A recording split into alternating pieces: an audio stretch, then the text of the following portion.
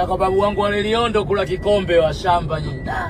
Mji umebadilika kweli, mji wa Dar es Salaam sasa hivi. Sijui mmetokea wapi mabushiroya wengi mno. Wanaume mmekuambia kushinda wanawake. Bwana sio poa babu. Ngoja niendeza kwa babu wale Liondo kale kikombe wa shamba nyinyi. Mmekuambia vipi? Oya, yani mtu mwanaume kabisa ni anamwambia mwenzie alipate garika. Mbona magarika yapo ya kila siku tu? Na usiposema wewe hujakamilika. Yaani usiposema wa mabaya katika hii dunia, wewe bado hujakuwa mkamilifu. Labda leo nikwambieni wasomi. I need you. Make sense.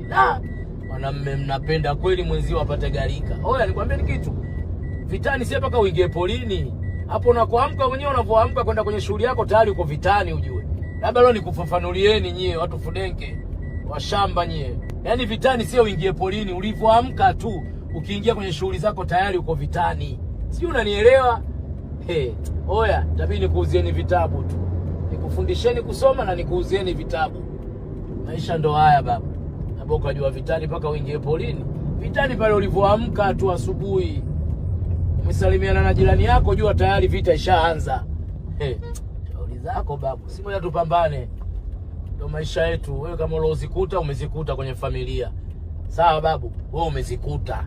Sisi hatujazikuta. Si wazee wetu walikuwa wajanja. Na ndio maana wakakiacha kizazi hiki cha kijanja. Maisha yanaenda. Wewe ulitegemea mimi nitakuwa hivi? Mimi nilikuwa napiga debe na lala stendi.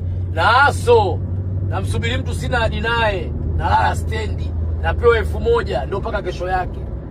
Acha babu, leo unanisema nini wewe katika hii dunia? Ndio maana ukaona mimi watu wengi wako upande wangu babu. Hawa shamba wanaoedit hao wanatafuta followers tu.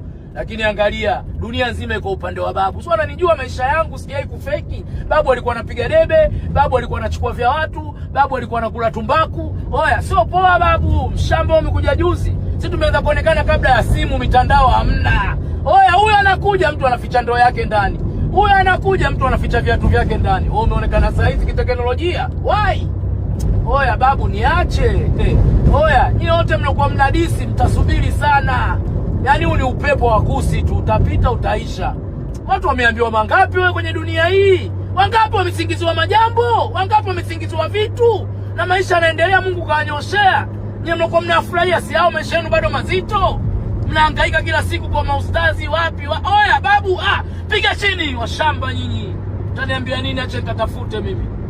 Acha nikatafute shamba nyinyi. Mimi ninyoshea njia. Oya, vidole si viko 5 hivi, lakini no sweat tofauti utaiona. Mimi ninyoshea njia wa shamba.